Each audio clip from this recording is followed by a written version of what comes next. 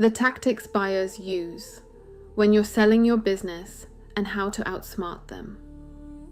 When you decide to sell your business, you think the process will be about valuation, numbers, and opportunity.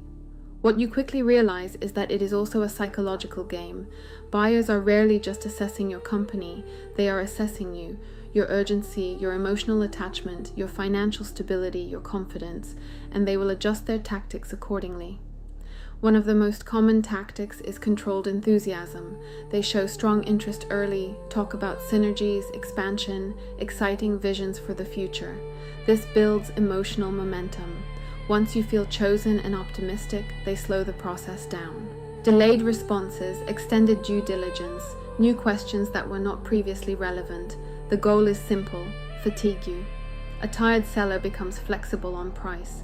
Another tactic is subtle doubt insertion. They begin to highlight risks you already know but frame them as significant threats. Market conditions, staff dependency, regulatory exposure, client concentration. None of these are new to you, but when repeated strategically, they create insecurity. If you start defending instead of calmly contextualizing, you've already shifted power. There is also the friendly advisor approach. The buyer positions themselves as experienced, almost mentoring you through your own sale. They speak about how deals usually fail, how sellers overestimate value, how emotional founders struggle to let go. This is designed to create hierarchy. The moment you unconsciously accept a lower status in the negotiation, your leverage drops. Low anchoring is another classic move. They present an offer framed as reasonable, supported by selectively chosen comparables. It may even sound logical, but anchors are powerful. Once a number is introduced, everything becomes relative to it. Strong sellers understand that the first serious anchor matters, and silence is sometimes more powerful than reaction. Exclusivity is another subtle trap. They ask for exclusivity early to justify the time investment. What it really does is remove competitive tension.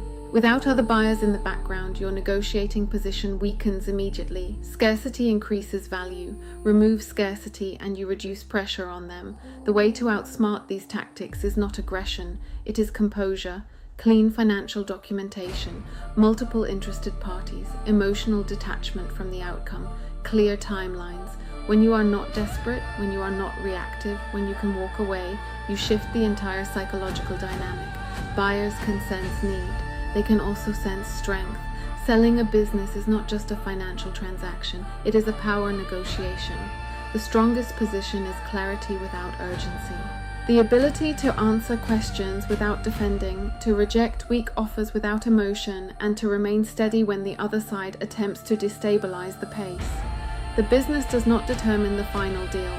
The psychology in the room does, and the seller who understands the game is rarely the one who gets played.